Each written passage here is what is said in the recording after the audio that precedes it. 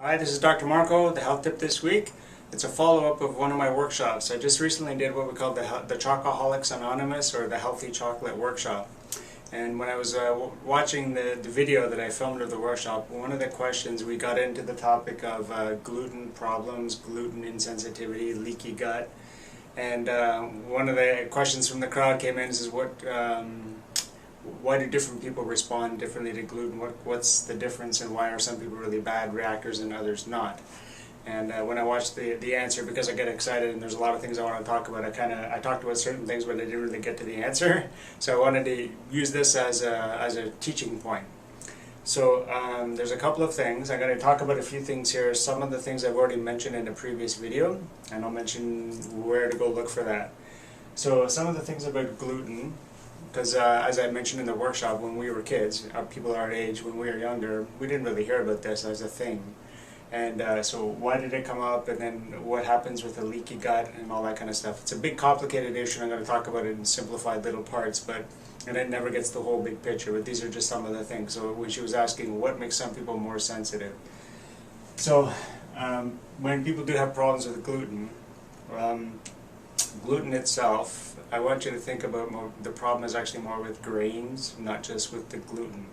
Gluten is a protein within the grain, and what happened was a number of years ago they were trying to make grains more sustainable to environmental changes, so they wanted to be able to resist more things, and so they did some breeding, irradiating it, and doing all these different things. This isn't GMO, it's just they were just trying to hybridize it and do things like that to make it a stronger thing so it would resist weather changes and last longer for farmers and all that kind of stuff. So in the process of doing that, they basically made these gliadin proteins and other things more dense than they used to be. So back in the old days, ancient grains, just think of the protein being kind of like a light fluffy thing, and as they've gone through time trying to hybridize it and make it more durable, that protein has become more and more concentrated and more dense.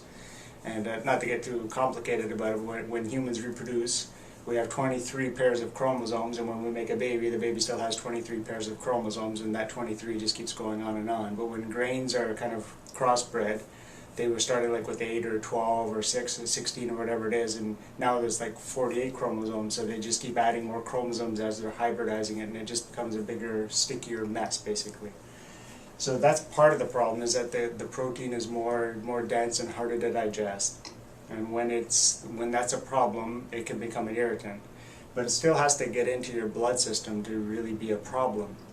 So normally in the walls of our intestines, the cells lining both walls of the intestines are very tightly stuck together. So they have these things in here bridging them called tight junctions. So the food is coming down here, and your blood is on the outside here. And you have your immune cells and all sorts of things like that. And on lining the inside of your intestines are the millions and millions and millions of bacteria, healthy and pathogenic, also a bunch of funguses and molds and viruses and all that kind of stuff. So there's like 10 times more bacteria than there are cells in our whole body within your intestines, and there's like 100 times more viruses. They call them bacteriophages. And then there's fungus and mold and candida. All that stuff is in there, but if it's healthy, it's in the right balance. So some of the things that happen is, if you why would this get weak, and what would be a problem? So if you go back a few health tips, I talked about the microbiome being like a new organ.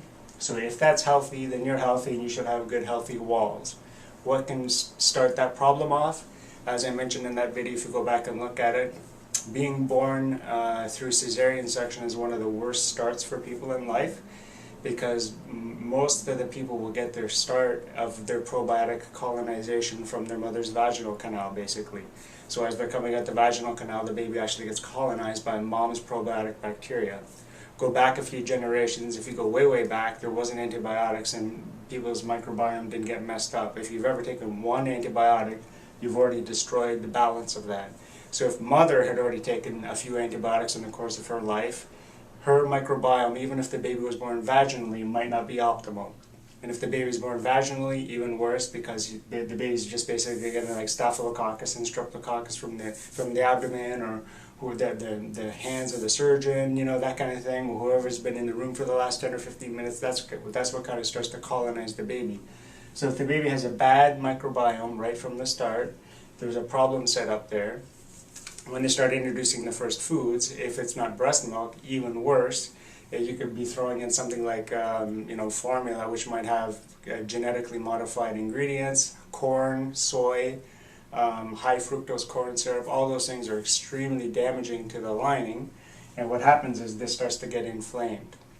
So the biggest thing that will cause leakiness we're going to hit a number of different topics. So those are some of the things that can set up the weakness. So that can be setting up a person later on in life if mother took a lot of antibiotics before she had the baby, if the baby was born vaginally, slightly maybe reactive to gluten. If the baby was born cesarean, probably even more reactive to gluten as they go older. So that's how you can see different people in the population might have different amounts of sensitivity to this. So one of the big challenges and I think one of the biggest things that's really affecting this in a really, really bad way is actually what they're spraying on the crops, and it's called Glyphosate. Okay, that's something produced by Monsanto in the United States and other companies, and it's basically being sprayed on genetically modified organisms, or the crops that they've tried to genetically breed and splice in different material from other things to make them very, very resistant, so that they can spray this herbicide on the thing to kill all the weeds and kill everything else, but the plant, because they've been modified, they don't die, and that's the last thing standing. So they spray the crops like crazy with this stuff. The plants are the last thing standing. You have your corn crop and you can just harvest all the corn or the wheat or whatever it is. So this glyphosate is probably going to be the biggest disaster if they look back on this time, maybe in about 15 or 20 years, and they're going to see how bad this has affected our health. So it's a very, very big impetus to get as much of your food organic as possible, especially any of the grains that you're eating, okay? Vegetables and fruits, you might be able to get away with some of that. If you look at the environmental working group, look back on a previous health tip where I talked about which foods you can kind of get away with not being organic if they have the hard skin that you're not eating. But if it's like an apple, the blueberries, strawberries, you got to get those organic for sure. So going back to this, what happens is glyphosate does a lot of really horrible things, but just a few things regarding this, about this leakiness. When glyphosate causes a certain number of minerals in your body to be depleted or diminished. And one of the most important ones, and I'm gonna talk about this in another health tip, just talking about this, it's actually sulfur. Sulfur is an extremely important element in our food, and it's getting more and more depleted, and glyphosate actually wipes that out pretty much from our body. Sulfur is extremely important for how our body detoxifies things, because there's a big important enzyme in your liver called cytochrome P450, which uses sulfur in the pathways and stuff to detoxify your body of heavy metals and toxins. If that's not working and you've had a lot of glyphosate in the GMO foods that you've been eating, mom eating a lot of grains, a lot of corn chips and that kind of stuff, anything that has GMO stuff in it, just wiping out this. But the thing is that when the sulfur is present, it actually makes these cells shrink. So it destabilizes cells and makes them get wrinkly. Think about like when collagen and your hair and stuff like that, when it starts to lose sulfur, it starts to get weak and frail and kind of, skin kind of drags and hangs and stuff, so it loses its integrity. The cells in your intestine start to lose their integrity. They actually start to shrivel up. And so when they shrivel up, it starts to make gaps between them, like this. So there's actually a space now between these cells which normally wouldn't be there. And then this gluten protein, which normally should actually just go right through your system, there's actually a little bit of space there where it can leak into the sides and it'll get into your blood. If that happens enough times, these proteins, your body doesn't recognize it and it thinks it's an invader, like a bad bacteria or a virus or something, and then you start to have an immune system reaction to that. And then your body responds. Just think about when you sprain an ankle that gets inflamed, swollen, and red. That starts to happen inside your blood. And when you have a leaky gut, that glyphosate actually causes a leaky brain. And so the gut and the brain start to have leakiness, and then so bad things in your blood can start to get into your brain too. That's why this is very important for children in the autism spectrum and ADHD and that kind of thing, because things that are normally shouldn't be in the blood are there, they're causing a bad reaction, and that's getting up into the brain. One of the other things that can cause damage to this lining and to the microbiome is actually aspartame. So when people are taking a lot of, we're going to call it diet drinks, diet food, things that have artificial sweeteners in it, those just start to destroy the bacteria on the inside and can cause inflammation, and they can cause production of a lot of weird gases and things like that that cause bad things. And that can also be a big determining factor in somebody's microbiome and leading to gluten sensitivities. So that's just a really, really brief picture on all that kind of stuff put together. So recapping, before antibiotics, a lot of this stuff didn't happen. Antibiotics, a number of generations back, if mom took them, started to change her microbiome. When her baby was born, the baby inherited a sort of weakened microbiome. If that baby was born by cesarean section, even worse. Then if that baby wasn't breastfed and didn't get the right stuff from mother and it started getting bottle fed, that could have been a lot of GMO foods, a lot of grains, soy, all that kind of stuff. So by the way, gluten, there's two other things, soy and casein. So soy would be soy products, casein would be in milk products. They also cross-react just like the gliadin proteins and gluten. So all three of them kind of cause the same thing. So if the child was fed formula, that would make them more susceptible to bad problems like this. And then when they're growing up, if they're addicted to junk food and the kid's eating a lot of junk, and unfortunately the family isn't eating organic and that kind of thing, and the food isn't that great, and there's a lot of corn chips and soy products and soy milk and all those kind of things, and a lot of grains, all that stuff can cause the inflammation, the leaky gut, and start leading it. So, and then if somebody's really addicted to Diet Coke or diet soft drinks in general, that could cause a really bad setup too. So you put all those things together and you can kind of see how there could be a variation and a range in the public as why people would be more sensitive, quote unquote, to gluten.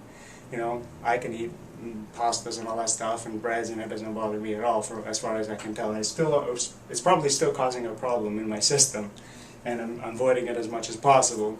But some people can tolerate it, and some people just a little bit, and they're over the top. And then that's not even talking about people who specifically have celiac disease, which is completely different than this is just like the general run-of-the-mill gluten sensitivity kind of stuff. So that's the big picture right now for this week. It's a lot of stuff, a lot of information, but the bottom line is try to clean up your system, try to clean up what you're eating, try to avoid grains as much as possible, not just things that have gluten in it. Don't go for gluten-free foods because those are almost worse, and I'll get into that in another video. But just try to eat real foods that don't have gluten. So that would be, vegetables, some fruits, seeds, nuts, and lots of vegetables and salads and what have you, and fish and meat products that are hopefully organic, free range, that kind of thing. So that would be the majority of your diet, and lots of good healthy fats. As I always say, coconut oil, avocado oil, olive oil, make sure you're getting a lot of that, and I'll be getting into the butter and the free range butter and grass-fed butter, all that stuff in another video, which we'll talk about in the next few weeks. So that's the bottom line there. So if this video was helpful for you, please share it. Go below, make some comments if you want on the Facebook page if that's where you're seeing this. If you're my patient, please share the video around because people need to hear about this information. And of course, if you want more information like this and you'd like a professional working on you that has this knowledge and other knowledge, especially about your spine and your nervous system and how all this relates with your brain function, we'd like to see you in our office, so that you can always call our office for an exam, and we'd like to see you in the future. Take care.